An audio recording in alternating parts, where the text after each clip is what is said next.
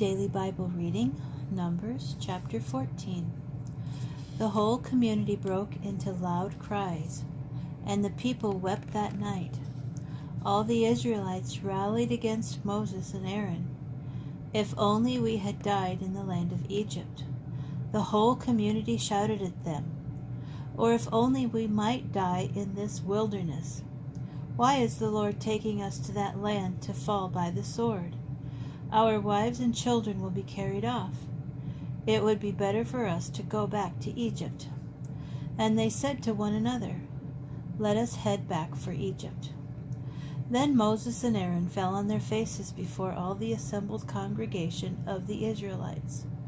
And Joshua son of Nun and Caleb son of Jephunneh, of those who had scouted the land, rent their clothes and exhorted the whole Israelite community.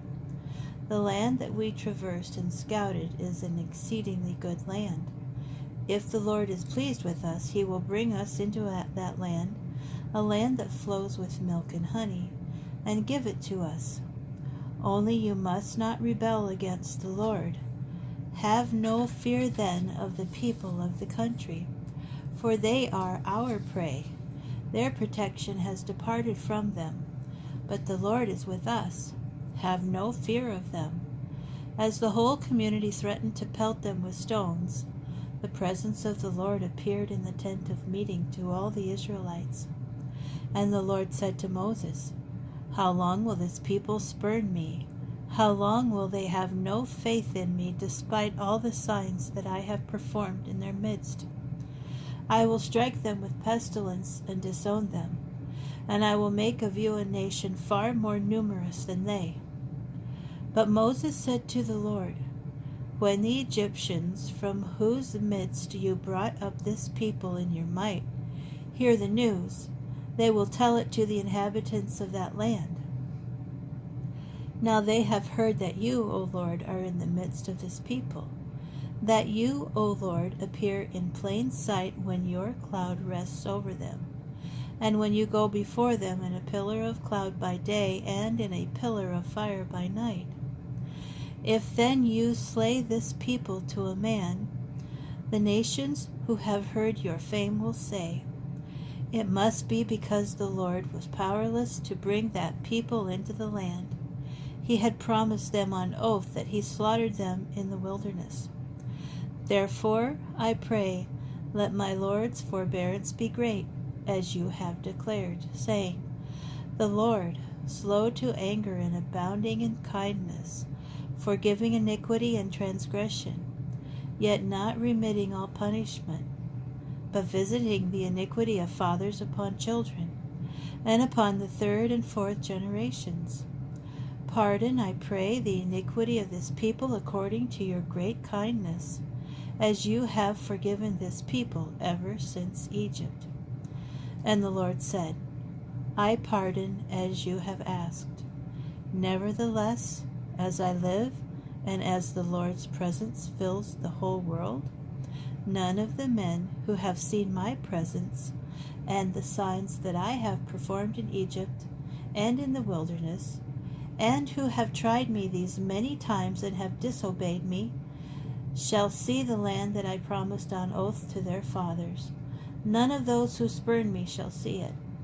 But my servant Caleb, because he was imbued with a different spirit and remained loyal to me, him will I bring into the land that he entered, and his offspring shall hold it as a possession.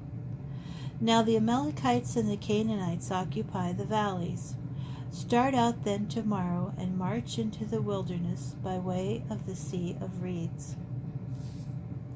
The Lord spoke further to Moses and Aaron, "How much longer shall that wicked community keep muttering against me? Very well, I have heeded the incessant muttering of the Israelites against me.